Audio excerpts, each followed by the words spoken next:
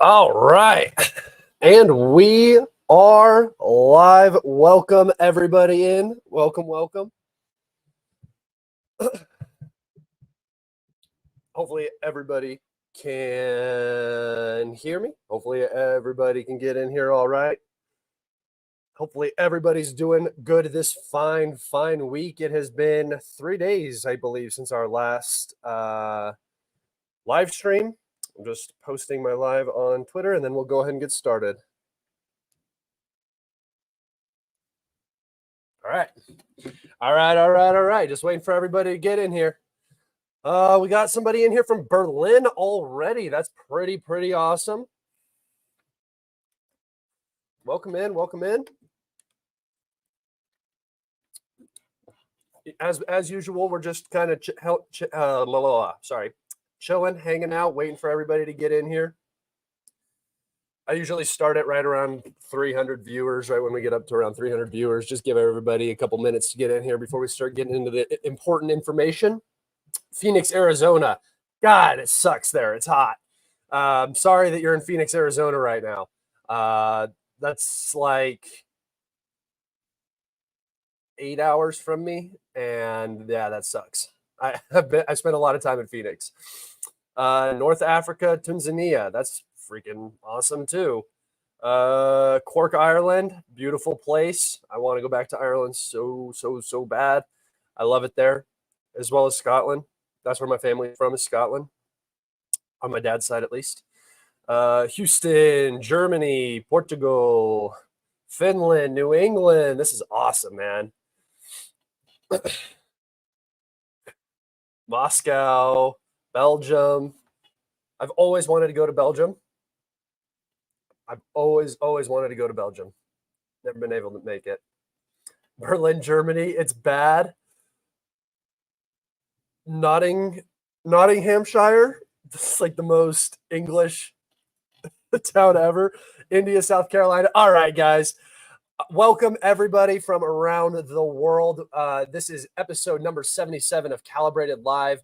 I am Scott, of course. If you guys want to find more of my work, you can go into the link in the description of the YouTube video. You can find my Telegram and Twitter. Those are both places where you can find more content, more updates, more frequent, just more content, I guess. If you're also looking in that description, you will see my Patreon. You can also find more content there. If you guys don't know, all of my content is free. However, if you do decide to financially support me on Patreon, you will receive the demonetized series episodes about a week or 2 weeks early from when the free Patreon users get to see it, but everybody will get to see it. All of my content will be free. I don't like to hide things behind paywalls because information should not be restricted to those who can afford it at the moment. I know through my life, there's been times when I haven't been able to financially support the content creators that I follow and stuff like that. And it's no big deal, guys. Just you being in here watching me is plenty enough. I love and appreciate you all so much. Remember that if you have questions, you can throw them up in the chat anytime. But if you want them to be seen, donating through Super Thanks is a great way, or Super Chat is a great way for me to actually see them and then get your questions answered. But I do usually go through and answer questions. So without further ado, guys, we have so many updates. As you can tell by the title of this live stream, TikTok, it's the Ukrainians are on the clock. Things are deteriorating very rapidly. The language out of Kiev has changed dramatically over the last couple of weeks with the announcement of Biden stepping down as the Democratic presidential nominee and running for re-election. He will no longer be running. Instead, Kamala Harris and an undecided VP will be taking his place as the Democratic nominee.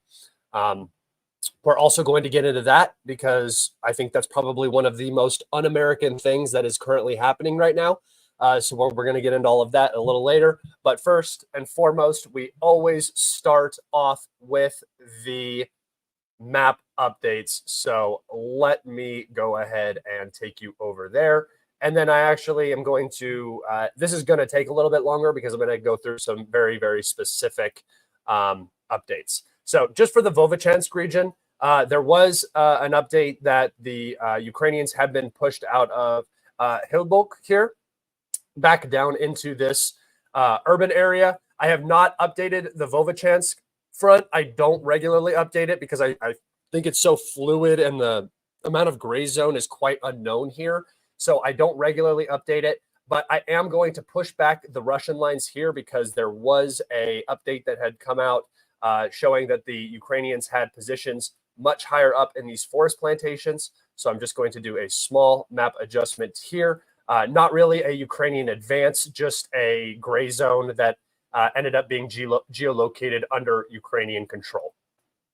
Not a very important area. Again, Vovchansk is the center, and then over here north of Lipsy is also one of the epicenters of fighting in this region. But this area is kind of, there's not as much fighting going on here. All right. Moving down to the Kupyansk region, the Oskol River region.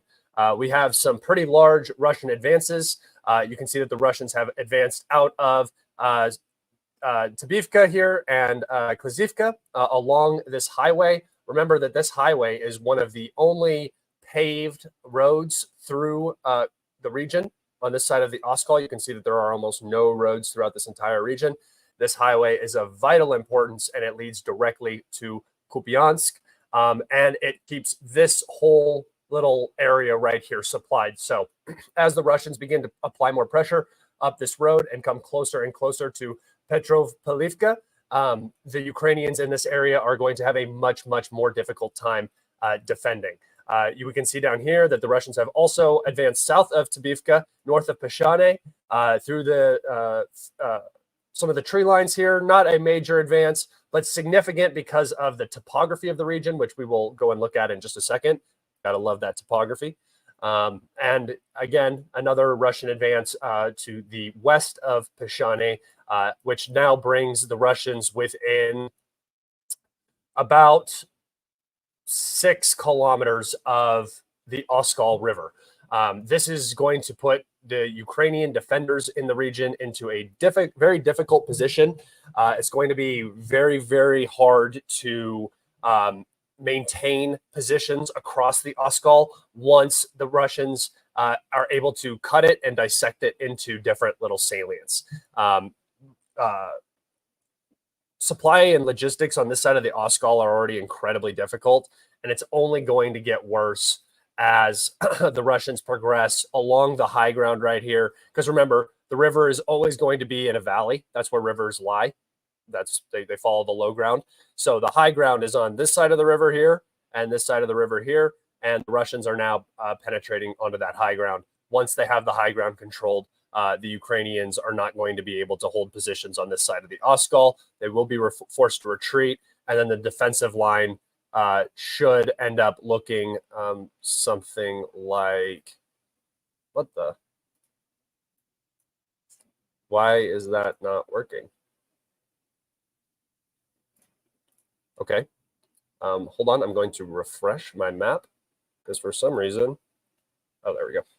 Okay, so it's going to look something like this down the Oskol River, and then they'll probably try to defend Leman like that. So something like that. This is the Russian goal in this area, and it's not unrealistic. It looks like a lot of territory, but there's not a ton of operating space on this side of the river for the Ukrainians, especially up here in the north. Down here in the south, they're going to be able to hold along the Oskol down here for a while longer for sure, especially because they can reinforce from the south.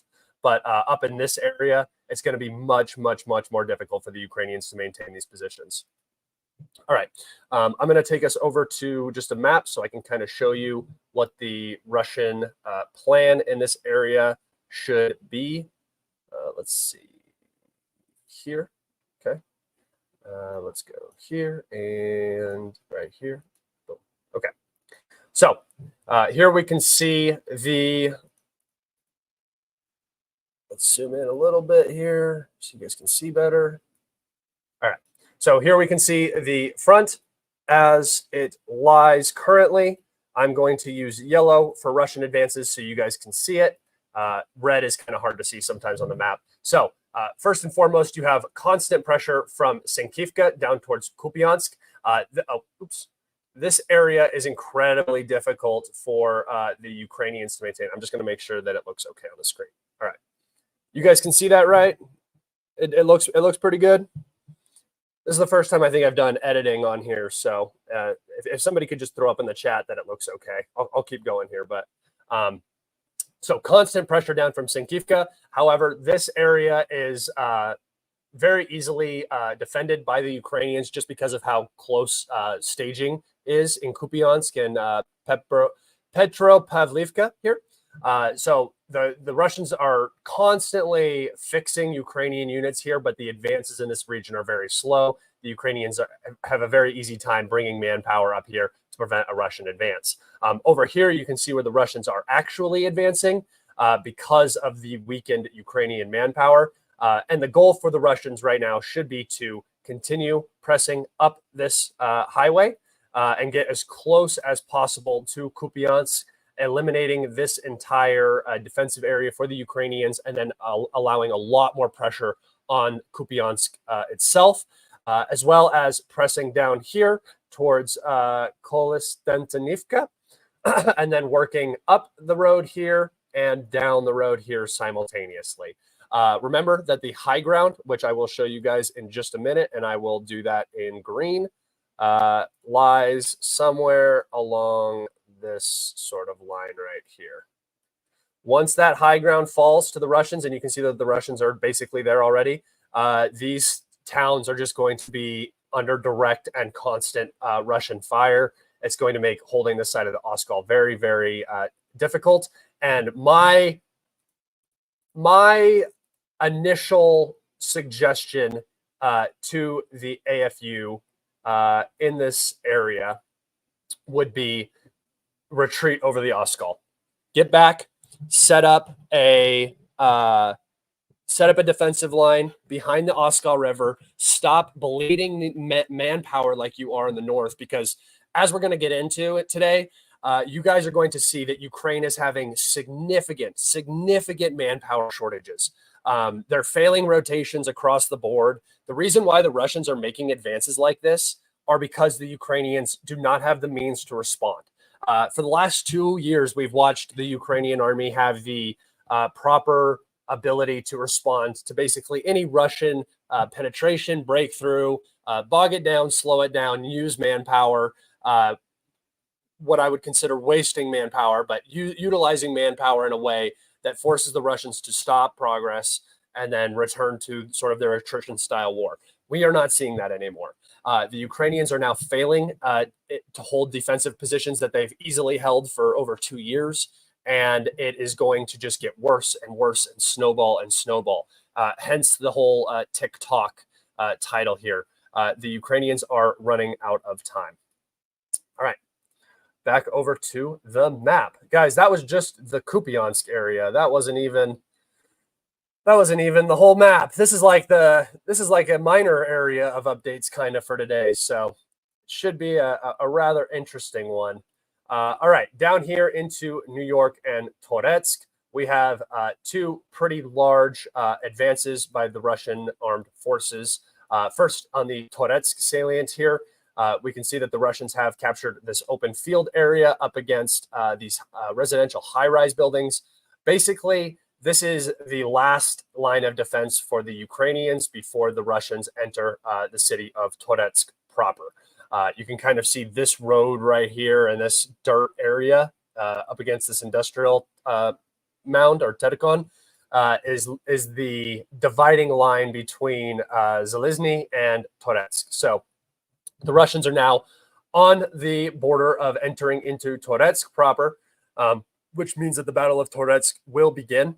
The Battle of New York is currently underway, and this salient is becoming extremely claustrophobic for the Ukrainian units in here. Just to go over the actual updates, we can see that Pivdini down here has been completely captured by Russian forces. This was one of the areas that has been gray zone through the entire Ukrainian civil war, now under Russian control, as well as utilizing these industrial elevated areas on these industrial mounds. The Russians have expanded their zone of control, which, if you guys remember, goes directly through the line of defense of the Ukrainian armed forces. So again, the line of defense itself is getting smaller as the Russians have penetrated it on its side and continue to work down it. And you can see that the Russians have also captured this elevated position and expanded out from the school into this. I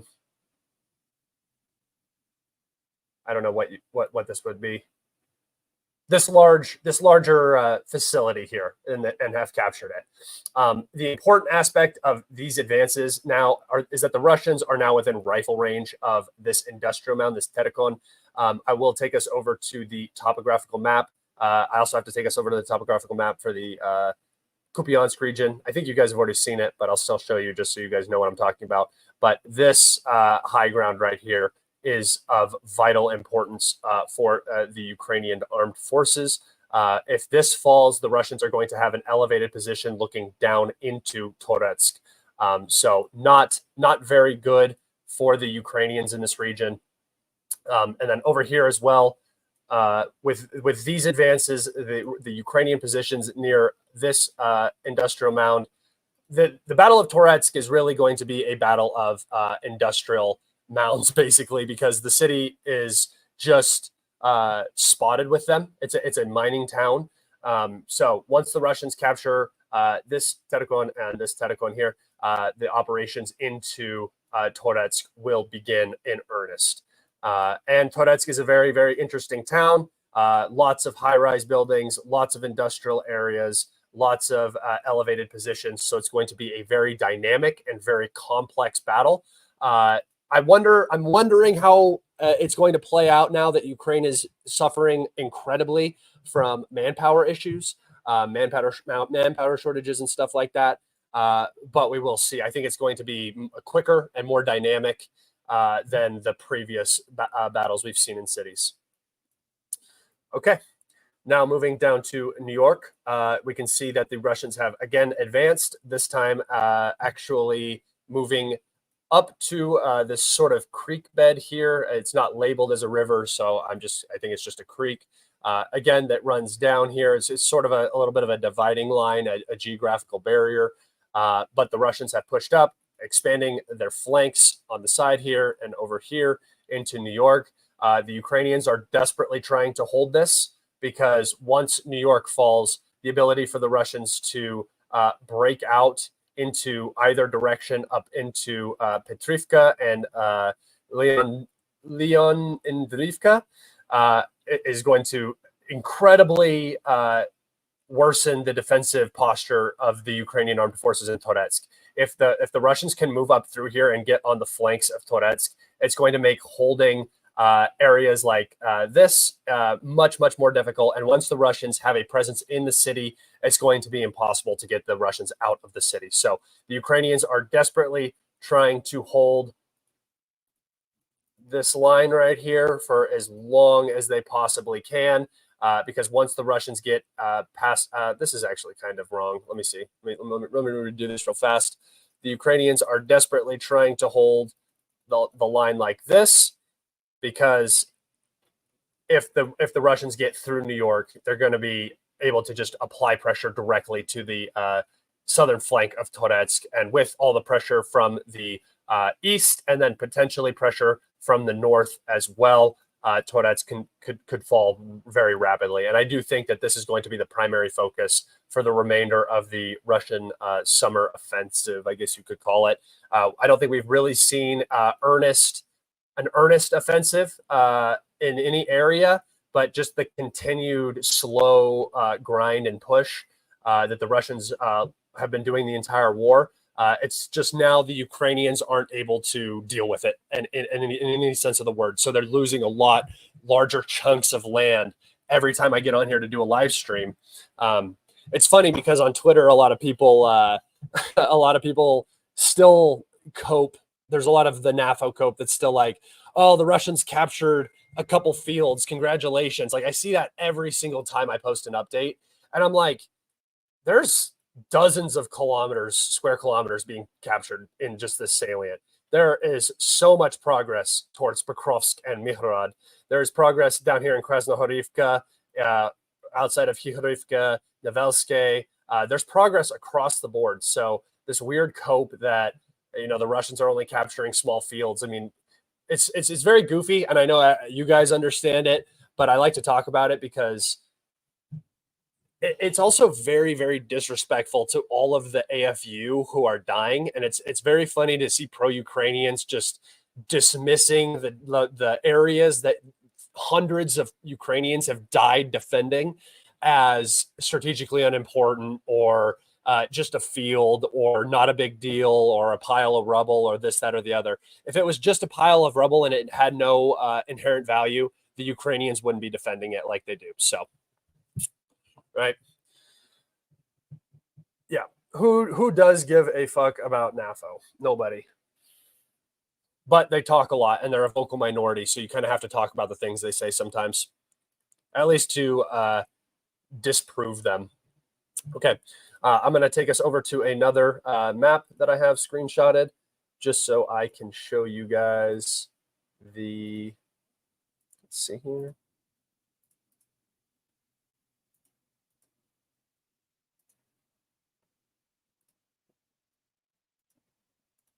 Okay. Here we go. Make it a little bigger for you guys. Pull this down. Okay. So I'm going to do the same thing. Russian advances are going to be marked in yellow. So you will see what I'm talking about here, and any Ukrainian defense or anything I will put in blue. Okay, so the Russians are going to continue trying to push out into New York. This is the most important area right now for the Russians to secure. Basically, they want to push out to this reservoir. Same goes for this northern flank from Zelizny. The Russians want to push it down through this urban area and push out to this reservoir. Once these reservoirs are reached, the Ukrainians in this salient will have no means of retreat. So the goal for the Russians should be to force the Ukrainians out of this salient as quick as possible. They're going to have to evacuate over this reservoir area. There are no significant roads in this region. I have looked. They are all dirt roads, so they can be traveled and traversed, but they will be vulnerable to FPVs, artillery, that sort of stuff. And the only reason they're successfully holding this is because of the pretty intense fortifications in this area that they can hide under and beneath and prevent Russian assaults from occurring. So the Russians are very close to vacating this pocket or encircling the Ukrainians. As we've seen, the Ukrainians do not particularly like to retreat. So yeah, that's what's going on there. Once this is accomplished, I'm going to change the color now for the Russians, just so you guys can see sort of the next step. I'm going to go with orange. The next step, and this will all be happening at the same time, but there are steps to this. The next step will be pushing into this area, and capturing this Terkon. Same down here, pushing out, and capturing this hill, expanding the flanks. And then finally, the end of the operation will be the assaults into Toretsk proper from these newly gained positions, as well as Russian progress out of New York, up this urban conglomerate, along this low ground, and then pushing into the flanks of Toretsk. So it's very simple. I think what we're looking at now, the Ukrainians do not have the means to respond to any of this. We've seen it. It's just continuously developed. There has been no stabilization in this entire region since the Russian operation penetrated into New York and over here into Sumy in this area. So I don't think the Ukrainians are going to be able to respond. And I had initially claimed, I'm going to exit out of this now. I had initially claimed that the Ukrainians were going to be able to defend. I'll actually take us over to the map so I can talk about it. I had initially believed that the Ukrainians were going to be able to defend and that these attacks would just be fixing attacks. I did expect frontal attacks onto New York and Toretsk, but I did not expect first off, the tunnel operation here, which really destroyed the Ukrainian defense in the region, and then just the instant progress of the Russians in this region right here. This is a highly fortified and built up area that should not have fallen, but the Ukrainians put some of their least qualified units in this area. The Russians capitalized and took advantage of that weakened position. So what I had expected, and it's kind of happening still, but it's at a much slower pace than I had originally thought, that the Russians were going to have to, they were going to be forced to push up these flanks if they wanted to capture the city. Unfortunately for the AFU, the Russians have not had to push up into this area, which would have been costly for the Russians. And the Russians are just slowly pushing over here towards Pokrovsk still, and the ring road. I did not expect this operation to reach the ring road very fast. This is actually kind of exactly how I expected it to look. I'm not expecting fast Russian advances anywhere. And this was over months, right? But instead of these flanks needing to be progressed on, the Russians now have penetrated and are enjoying the rather safe environment that an urban city provides. Having houses with basements and large structures to stage in and hide in. Yeah, they get hit by bombs. Yeah, they get hit by artillery and FPVs. But it's so much easier to push a larger concentration of force into an urban area and hide them in individual houses and spread them out and stuff like that than it is to move a large grouping over flat fields and stuff where they're completely exposed. Individual units can go from house to house to house to house to house and clear, and it is bloody. And the actual combat is a lot more casualty prone, I guess you would say, but you're not completely exposed to all forms of munitions like you are when you're out in the field. It's even like FPVs are less valuable in the cities than they are out in open fields, right? If you're hiding behind a wall, an FPV is usually not deadly. You might get wounded or something like that, but if you have a barrier in front of you, shrapnel stops. Usually, you're going to be okay. So, not saying that they're not taking FPV losses or losses from FPVs in this region, because they most definitely are. But I'd rather be like in this industrial area right here, hiding in some of these buildings, than in one of these fields, sitting in a foxhole, trying to advance on a tree line. There's just that's all I mean there. All right, get rid of that. Go back over here. Let's see. I'm going to just look at the chat real fast. Isn't offensive and minimal retreat Syrski's favorite strategy? Wasn't he put into a position because Zaluzhny was too cautious in Zelensky's estimations? Yeah, so Zaluzhny was probably just smarter. He didn't want to, he understood that he probably wasn't going to win the war, and he wanted to extend it for as long as possible. That didn't match the current political needs of the Ukrainian armed forces. Like Zaluzhny right now would probably be a much better leader than Syrsky was. And Syrsky probably would have been a much better leader at the beginning of the conflict than Zaluzhny was. Because Syrsky would have been more aggressive with his manpower, and thrown a lot more of it away, but in a much more aggressive fashion when the Russians could have been much weaker, like during Kharkov and Kherson, and then potentially into Bakhmut might have gone differently, and then into the counteroffensive. Who knows? Zaluzhny was playing cautiously because he understood the rate at which Ukraine was losing manpower was not tenable. And that did, like I said, that doesn't serve the political needs of Ukraine at the time. So now they have a more aggressive commander who will not retreat from any single position. I mean, you can see on the map, we have a salient here, which is already formed.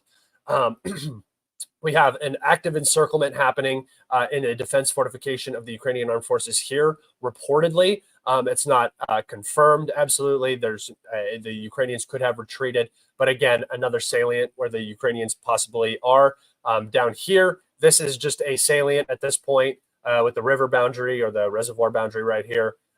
So this is another salient that the Ukrainians are sitting in. In Krasnohorivka, the Ukrainians are said to be also sitting in a salient in the city, and down to the south. I don't think that the Ukrainians are sitting in a salient down here, but up to the north, we can see that there is a salient in the Seversk direction that is still being occupied by the Ukrainian armed forces. And then if we come up here to the north, we can see that with the Russian advances into Makayivka, where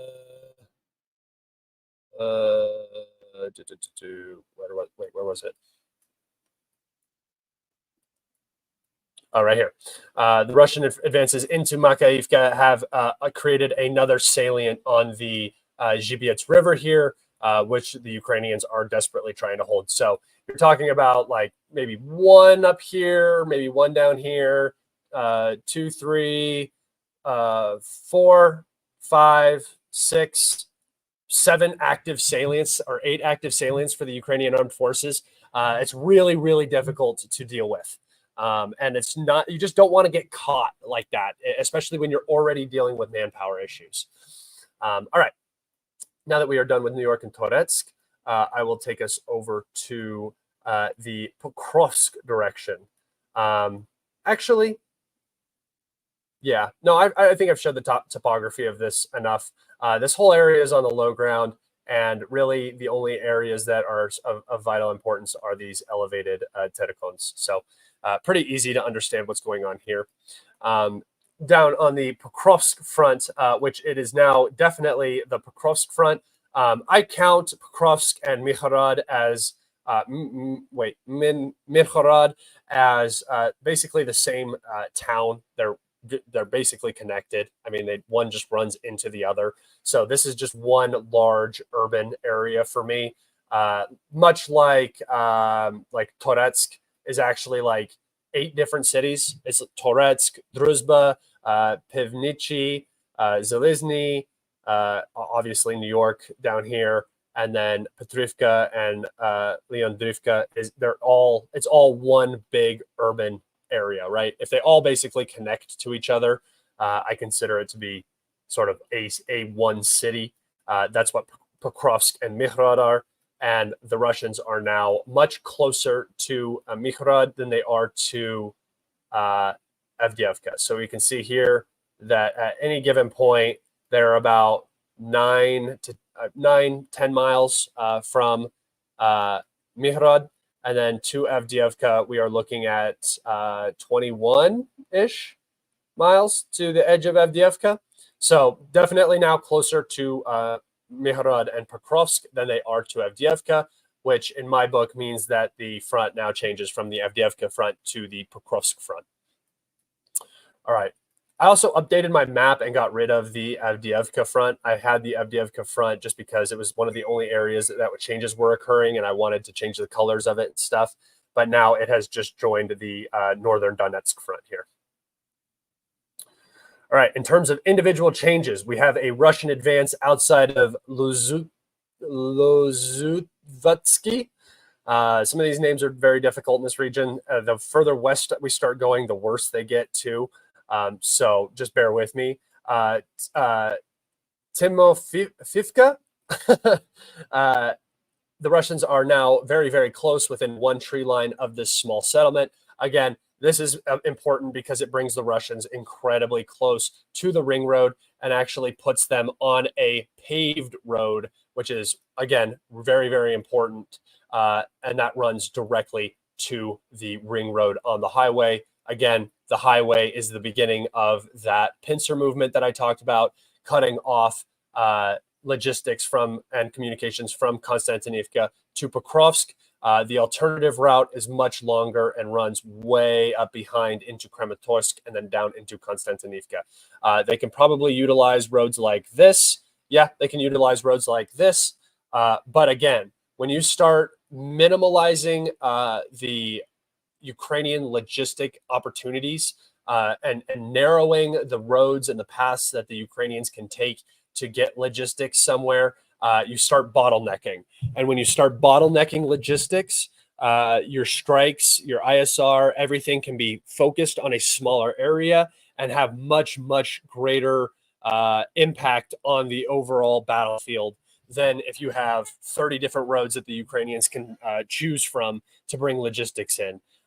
If you have one road that you have to monitor, it is much easier to intercept, train traffic, rail traffic, vehicles, stuff like that. Any rotation that you see coming in to Konstantinivka and to Toretsk will be along this singular road here, potentially this road as well.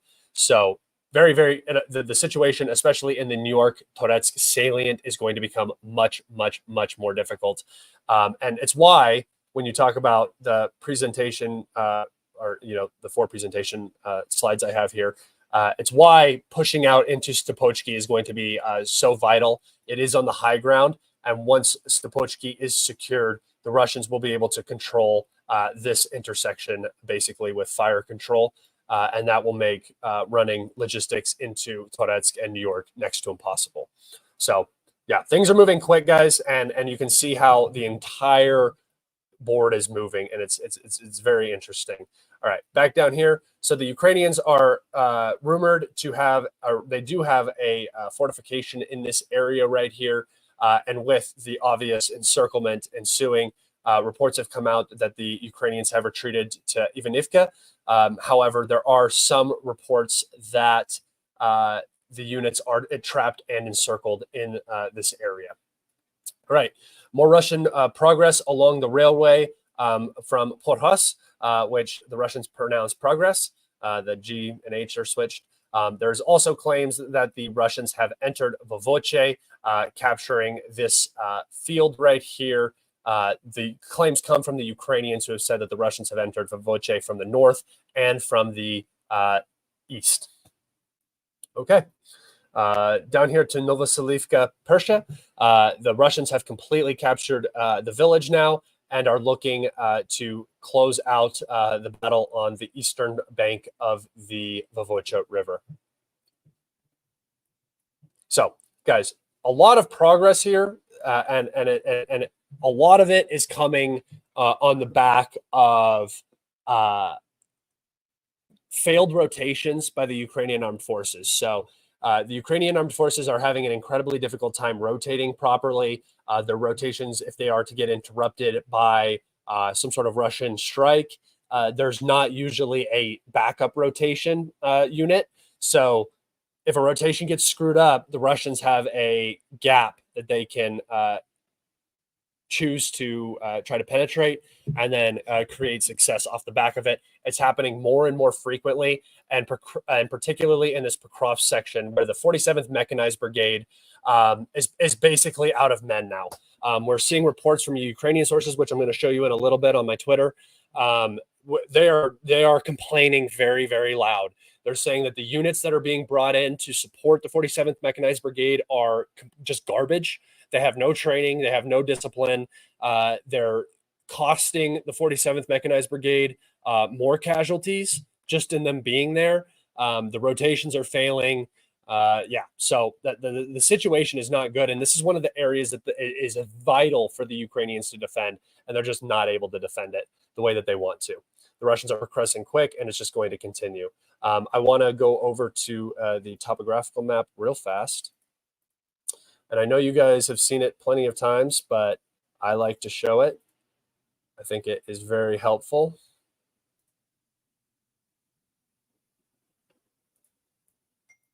All right, so coming down here to Orchitny, you can see how the Russians have already captured all of the high ground here, progressed all the way out to Progress, which is kind of funny, but they've captured almost everything, and this is the last little bit of high ground that the Ukrainians are trying to enjoy, but they have likely retreated out of it now back to Ivanivka, and you can see how the situation is going to get much more difficult for the Ukrainians in this region. The Russians now have almost all of the high ground. They're going to continue progressing along the 2 high grounds. It's very easy, guys.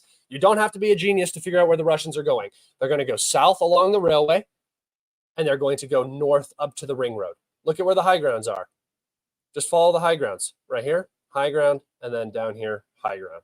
It's harder to see when you zoom out because the colors change. But high ground here, you can see the Russians are going to move along the ring roads, or along the railroad, which is just an easier terrain to move across either way. You have defilade on either side, so it's actually much easier to move along railways. And then up here to the ring road, which is vital for the Russians to cut supply to Konstantinivka. Again, once this area falls to the Russians, as I have shown in my presentation, the defense of New York and Toretsk will become basically impossible. Okay. KKK. I also wanted to, yeah, this is what I want to do right now. So let's go here and let's go here. And then I'm just going to show you guys on the map sort of what's happening down along the rail line, because this is also important. The southern movement is also very important. So first and foremost, I'm just going to show you guys the actual fortifications that I'm referring to here. So we can tell that all of these defensive lines running out of Orchitny have completely collapsed for the Ukrainian armed forces. There is no more defensive lines that were behind Avdiivka. The Russians have penetrated through all of them. There is one remaining defensive line. I would say it's probably the most important defensive line for Pokrovsk.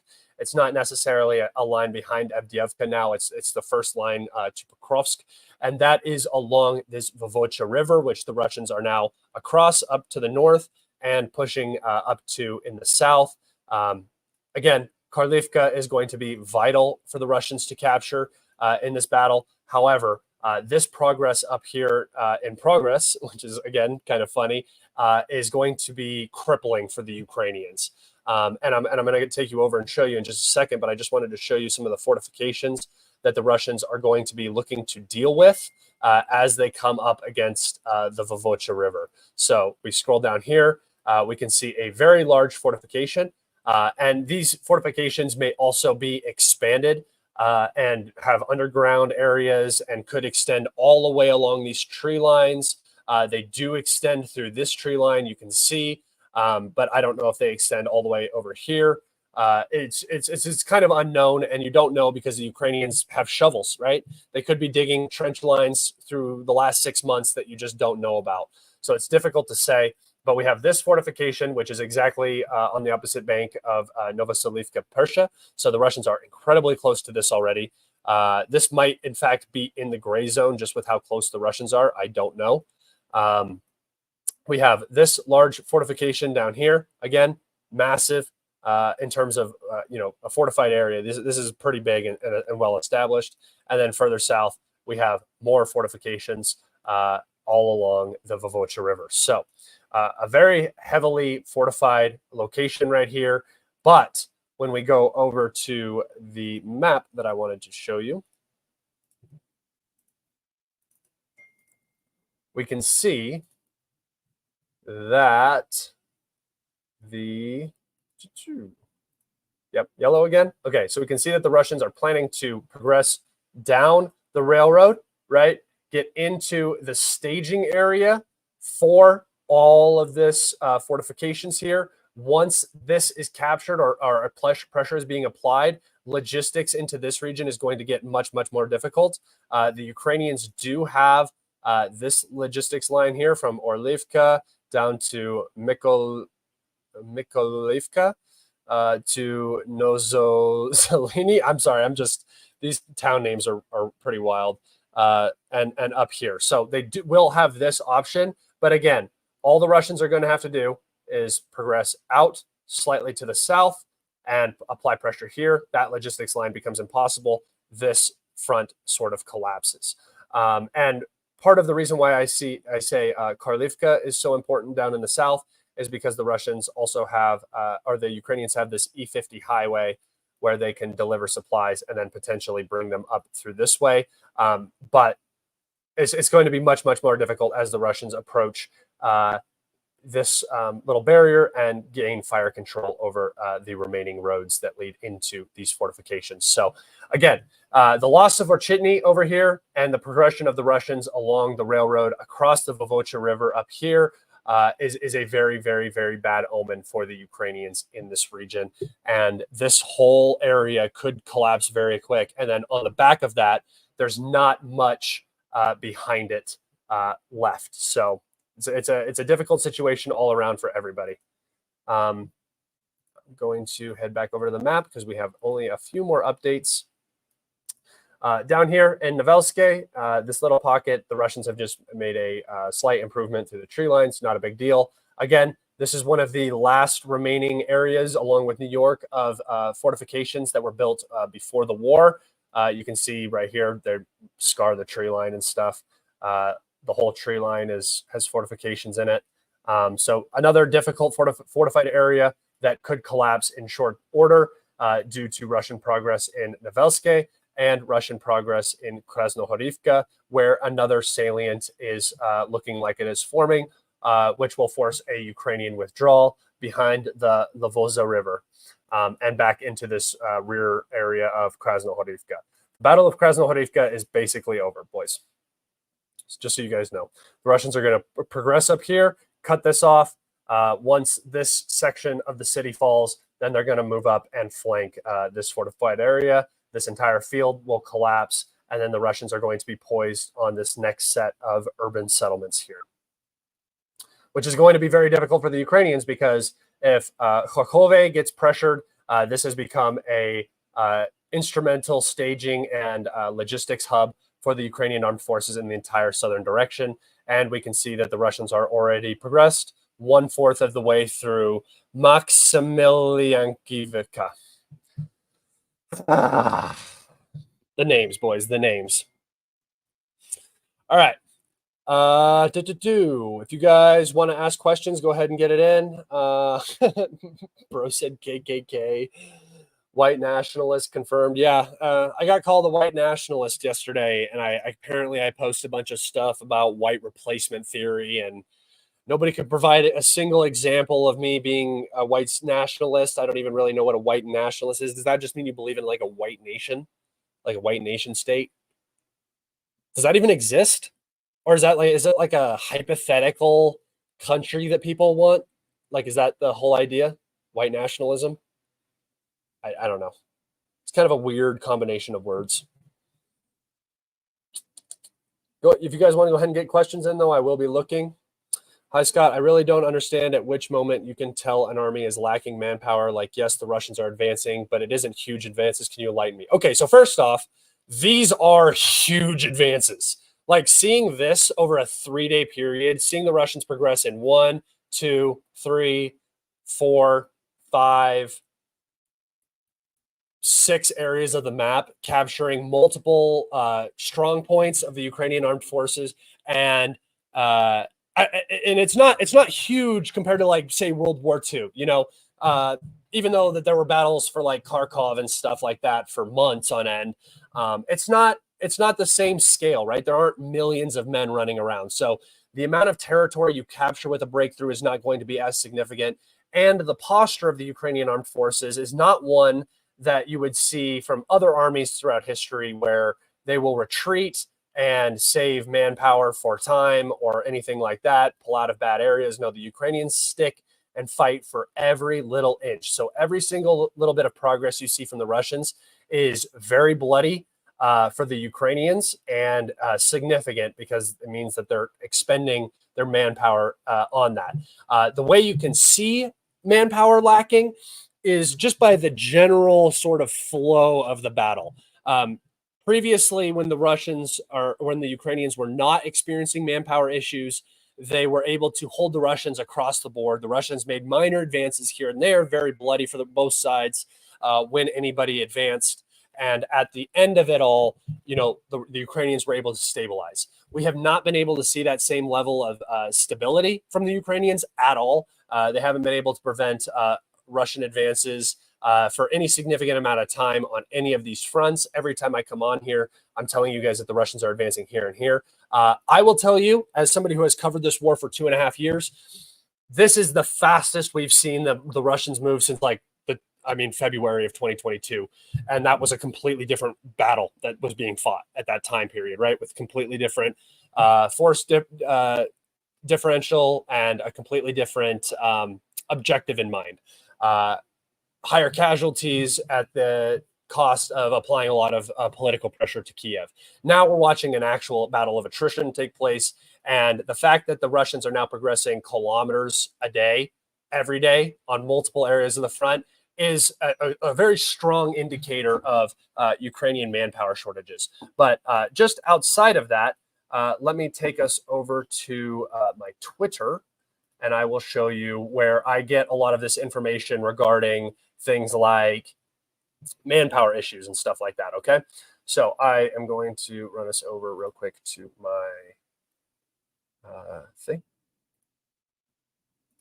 my Twitter. Okay. So I will read this to you guys. I'm sorry if it's kind of small. Deep State UA says the operational / tactical situation on the Pokrovsk front became critical over the weekend after a Ukrainian infantry brigade holding Pokrovsk conducted a chaotic retreat. The post suggests that they were not trained properly.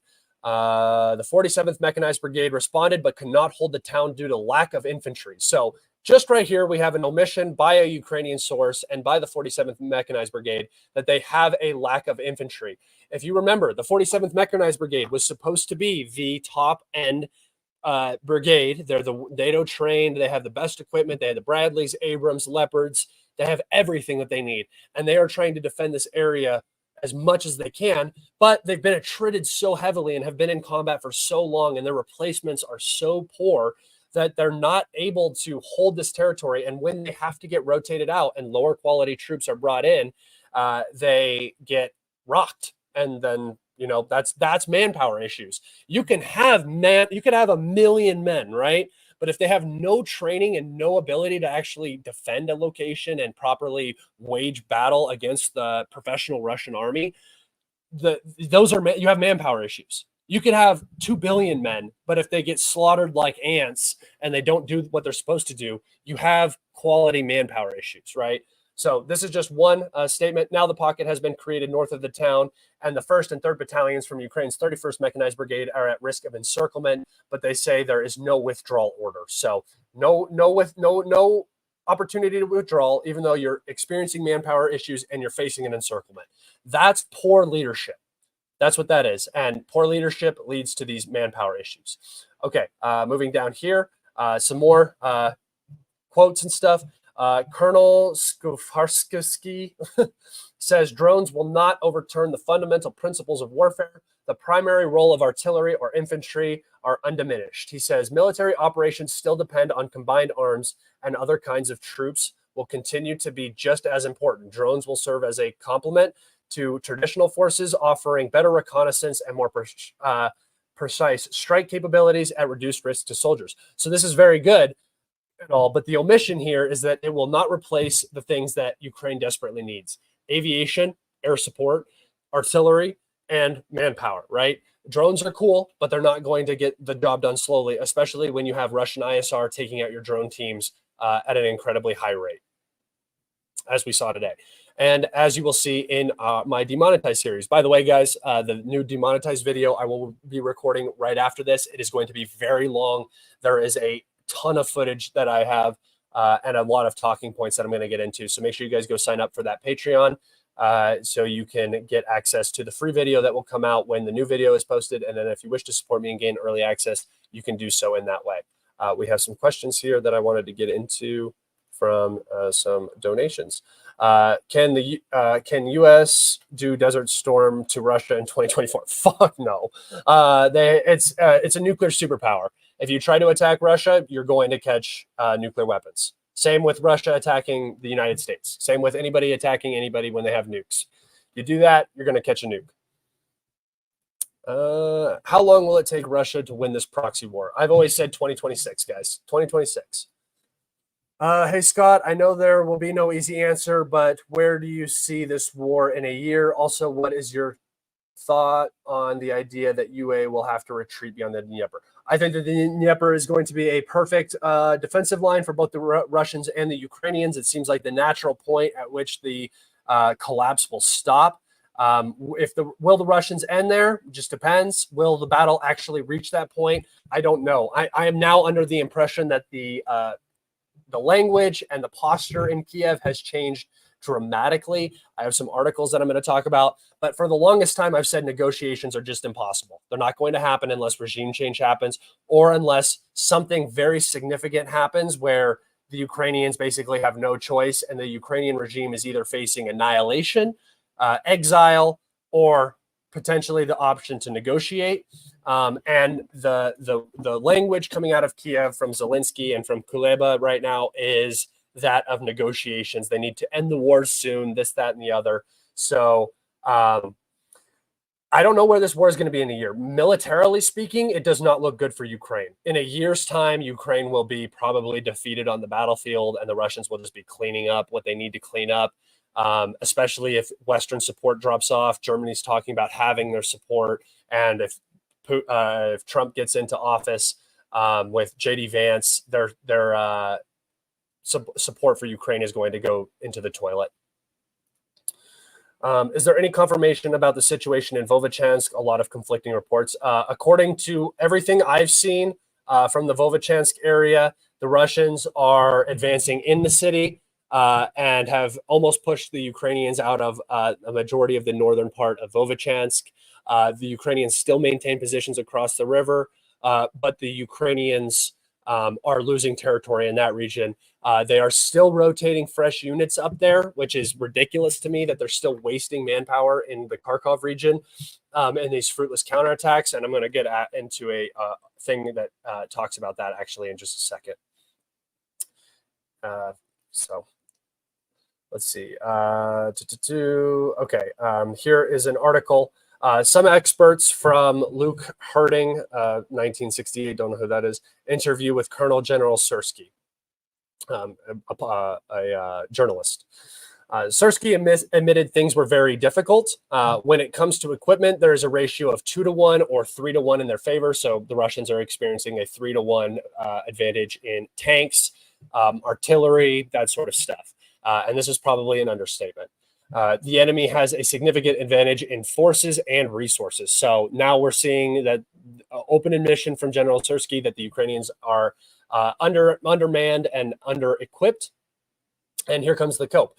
F-16s would allow Kiev to work more effectively against Russian cruise missiles and to hit ground targets accurately. However, there are limits to what F-16s might achieve, he stressed. They remain 40 kilometers or more from the front because of risk Moscow could shoot them down. So again, this is just cope, trying to maintain some sort of morale, hoping that F-16s are going to make some sort of difference when they are absolutely not. And an omission that things are incredibly difficult for the Ukrainian armed forces. So that's where I get a lot of my talking points from, I guess, when it comes to like manpower shortages and stuff. I just listen to what the Ukrainians are saying. I have one more post that I wanted to show here.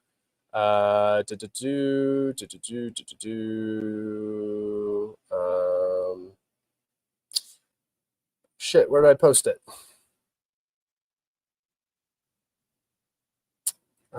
Maybe I didn't. I don't know. Sorry, guys. I don't see it, but that's okay. Maybe it's on my Telegram. Actually, let me open my Telegram and see if I can just read it to you guys here.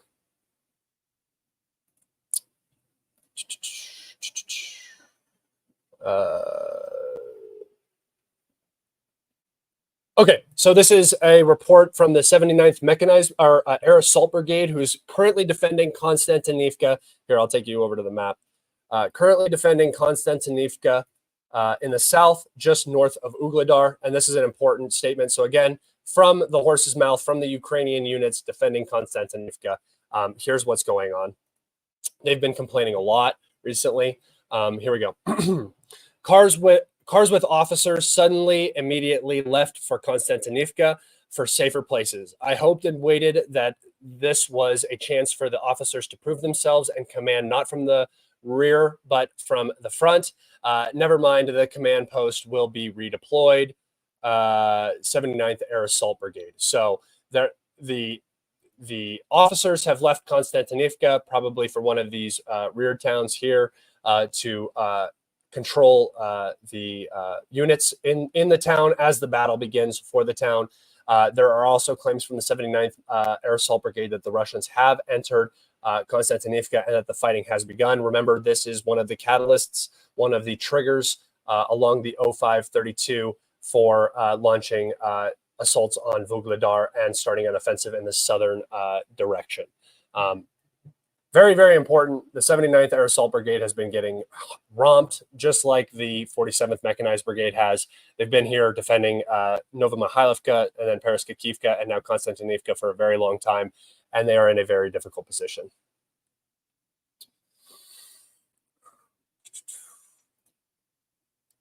It took Peter the Great 20 years to force Sweden to surrender, and it took the King of Sweden of Charles to die for it to happen.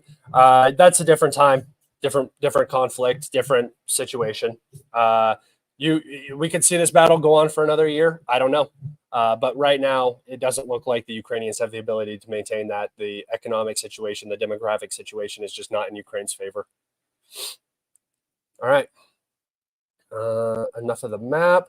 I'm going to take us over and read some articles now, guys.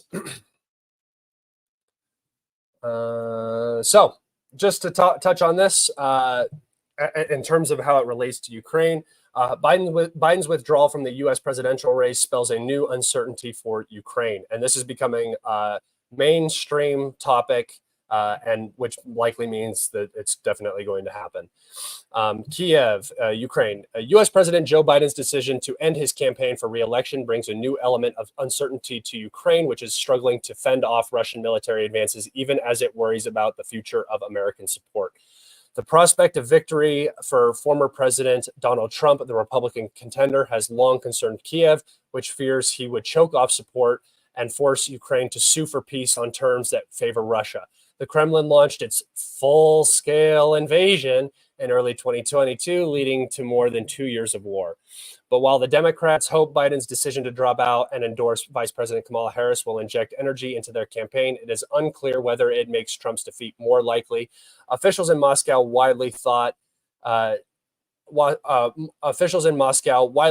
favor Trump were non-committal. Kiev residents Yuri Longnivgov said she found it impossible to predict how Biden's departure would affect Ukraine. Well, I know it's not going to go good because that is their pet project, right? Ukraine is their current hyperfixation.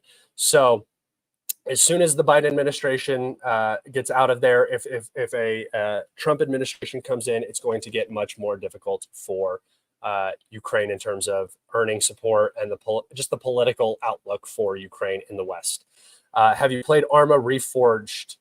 Reforger? No, I haven't. I've played Arma 3, but I haven't played Arma Reforger.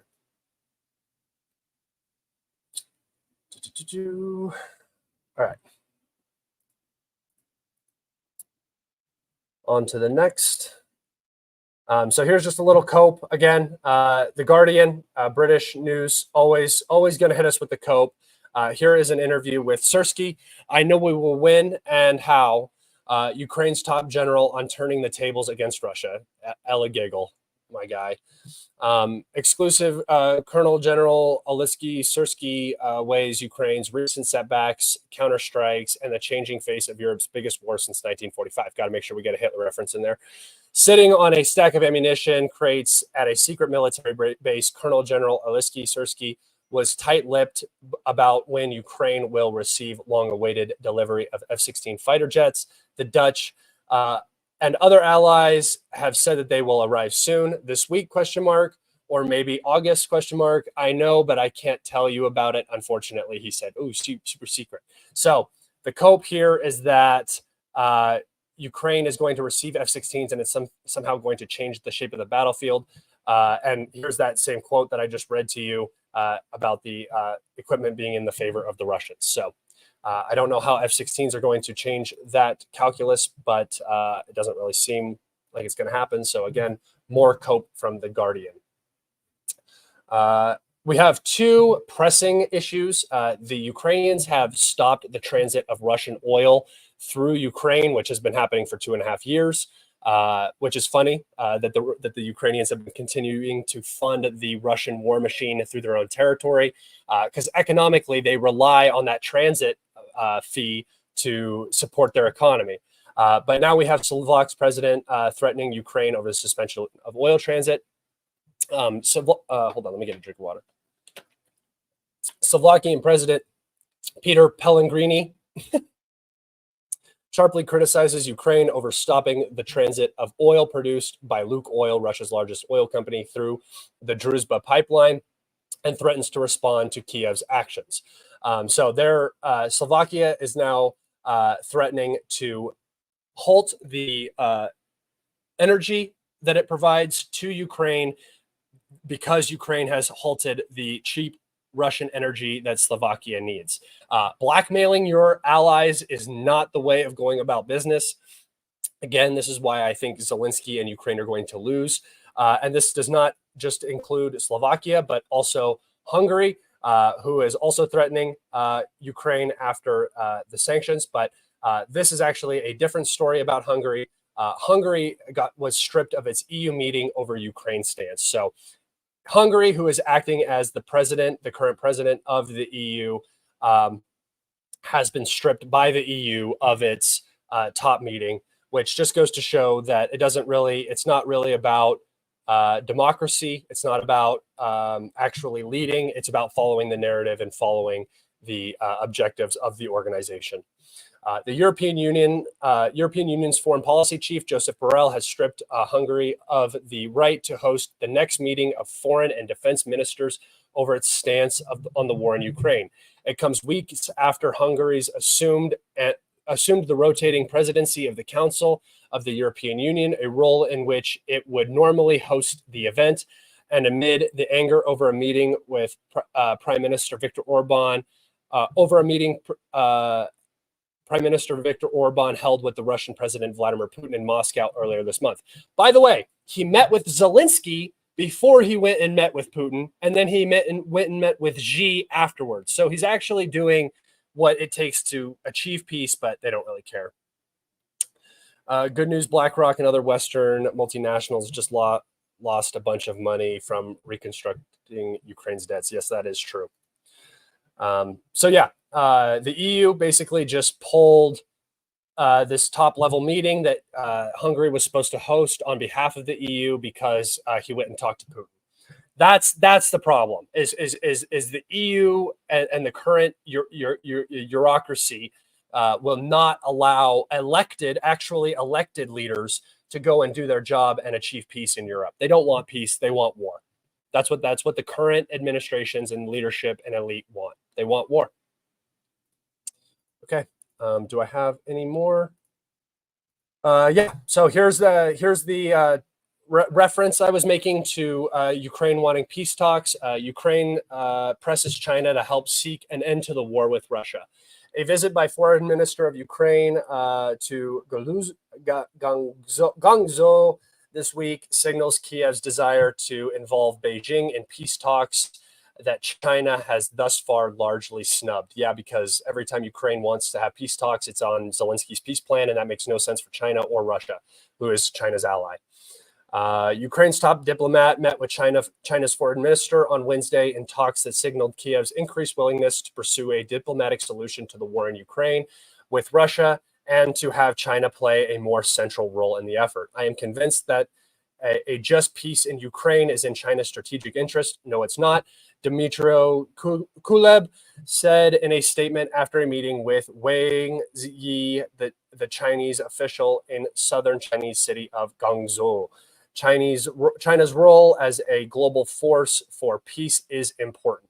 Mr. Kuleba made clear that Ukraine's attached conditions to such negotiations, saying it would only engage Russia when Moscow was ready to negotiate in good faith.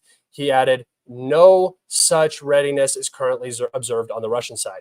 I wonder why that's happening. Maybe it's because the peace proposal you're bringing to the table is completely ridiculous, right? Thank you, Adam. Thank you for just tuning in to say what's up, man. I appreciate that. Remember, guys, if you wouldn't mind liking and subscribing, that helps me get seen by a lot more people. If you're watching, that's just an easy way to support me right there. I really appreciate a like, a thumbs up, a comment underneath also helps me dramatically. Just leave a little smiley face or something underneath this. That'll really boost me, and that really helps me get seen by a lot of people. But yeah, so again, peace talks. I think that this is the beginning of the deterioration of the Ukrainian proposals and a admission that they are beginning to enter the phase of suing for peace. I think that that's what this means. I think that the current Ukrainian leadership is going to want to try to save itself, keep itself intact. And the only way to do that is to sue through peace. I don't think Moscow is going to be much ears for that unless the deal is so beneficial to Moscow that they can't turn it down. All right, guys, that has been an hour and 10 minutes. I am hot and I am starting to, my mouth is starting to get dry and cotton mouthy. So I'm going to wrap it up there. Thank you so much for your support, guys. Be on the lookout for actually more videos coming out on my page that are just pre-recorded videos, not live streams. So be on the lookout for those. I have a couple of those scheduled to come up. One should be released today, along with the demonetized episode number 11, I believe. And episode number 9 will become free to all my free Patreon members. Remember, you can go join that Patreon for free. It does not cost anything. And you will be able to see all that content on there for free. Thank you guys so much. I appreciate you guys so much. Have a great day. And I will probably see you tomorrow with the amount of news we've been getting. The live streams are going to become more and more consistent if the Russians continue to progress the way that they are in Ukraine. Take care, be safe, take care of your families, enjoy your jobs, enjoy your life, make it the best it can possibly be, because this is probably the only one we get. Love you guys. Take care.